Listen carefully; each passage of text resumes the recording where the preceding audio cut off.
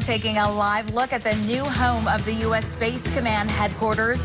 That's Huntsville from our Way 31 Air Care Systems Sky Camera Network. We're learning more about the decision and why some elected officials are lashing out after their cities weren't selected. Good evening, and thank you for joining us tonight. I'm Naja Sherman. And I'm Dan Schaefer. We're going to get straight to Way 31's Will Robinson-Smith. He's live outside of Redstone tonight.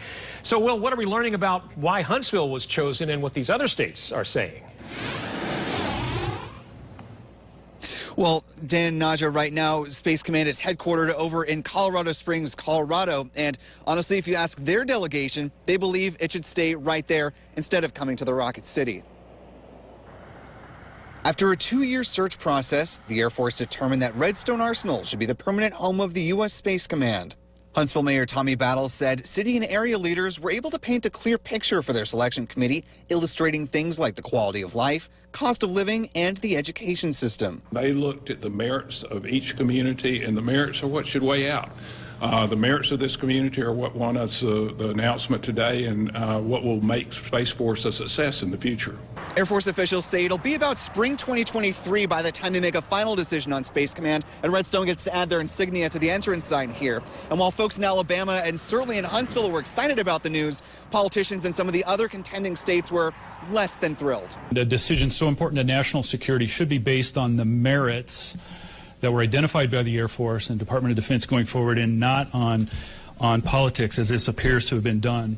Colorado Springs Chamber of Commerce President Dirk Draper blasted the decision less than an hour after Battle spoke on Wednesday. He said Colorado Springs was the front runner when the first phase of selection closed. That is, until Florida stepped in. Florida's delegation, which was not included in the evaluation process, successfully appealed to have that process reopened.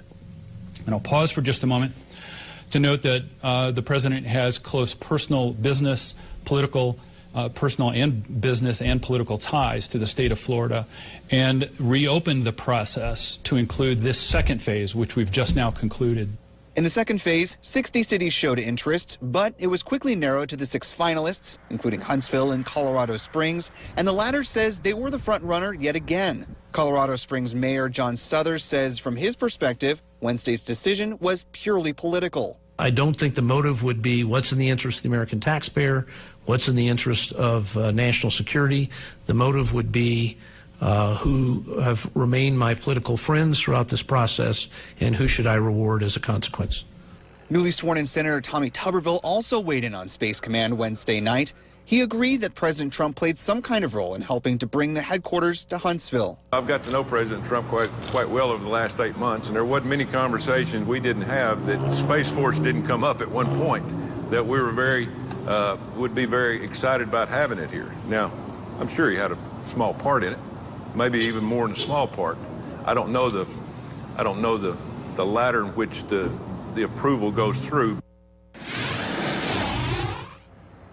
Now, the mayor of Colorado Springs has reached out to the Biden-Harris transition team, asking that once they come into office, that they put a pause on the transition of Space Command from Colorado Springs to Huntsville until more is known about what went into the decision-making process and how much President Trump had a part in making that decision possible. Well, we also reached out to the Biden-Harris transition team. We're still waiting to hear back tonight. Reporting live in Huntsville, Will Robinson-Smith, Way 31 News.